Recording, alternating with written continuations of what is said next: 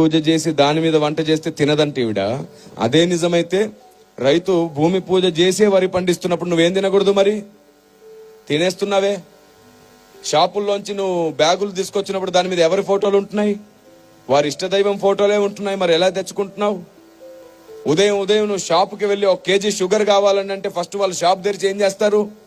తమ ఇష్టదైవానికి మొక్కి షాప్ అంతా తిప్పి మళ్ళీ తర్వాత డబ్బుల పెట్టెలో కూడా ఆ తర్వాతే కదా నీకు ఇస్తున్నారు. ఆ లెక్క ప్రకారం నువ్వు ఏ షాపులో ఏం కొనకూడదుగా.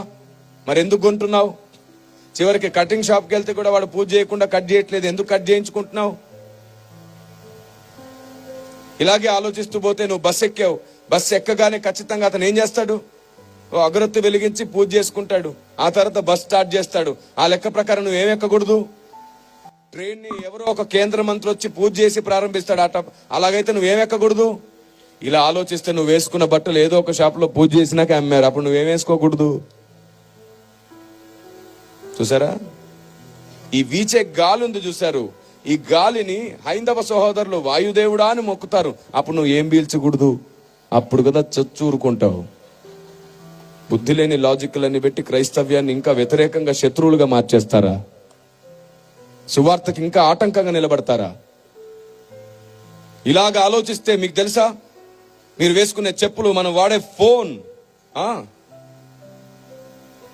చివరికి నా చేతిలో ఉన్న మైక్, ఇక్కడ ఉన్న బాక్స్, ఇక్కడ ఉన్నటువంటి వాయిద్యాలు, మీరు వేసుకున్న కళ్ళజోళ్ళు, మీరు కూర్చున్న కుర్చీలు, అన్ని ఆయా షాపుల్లో ఆయా డీలర్స్, చివరికి కార్లు కూడా వాళ్ళు పూజ చేసి వాళ్ళ షోరూంలో అమ్ముతున్నారు. ఆ లెక్క ప్రకారంగా మనం ఏ వస్తువు కొనలేంగా. ఇంకా మీకు బాగా ఇష్టమైన వస్తువు గురించి చెప్పనా? బంగారం. ఏ మార్వాడి అయినా పూజ చేయకుండా బంగారం తయారు చేస్తాడా? ఆలోచించిన ఆశాభంగం తెచ్చి ఇక్కడ పడేయండి. పాస్టర్లు అందరూ కలిసి మళ్ళీ ఇదే కొత్త సంవత్సరం ఇంకా పెద్ద సభ పెడతారు. అప్పుడు మొత్తం మండలం వచ్చి సువార్త వింటారు. ఇక్కడ ఏంటి? బంగారం చూద్దాం. వేయగలరా? అమ్మో, ఇది నా బంగారం, పూజ చేసిన బంగారంగా. మరి ఇలా ఉంటుంది. చాలండి, ఇంకెంతకాలం ఈ అజ్ఞానం చెప్పండి. అందుకే మనకి ఏదైనా గొప్పగా అనిపిస్తే పరిగెత్తొద్దు. మోకరించి దేవుణ్ణి అడగండి, ఇది కరెక్టేనా ప్రభు అని. మన జ్ఞానానికి పరిధి ఉంది. ఆయన జ్ఞానం అమితమైనది.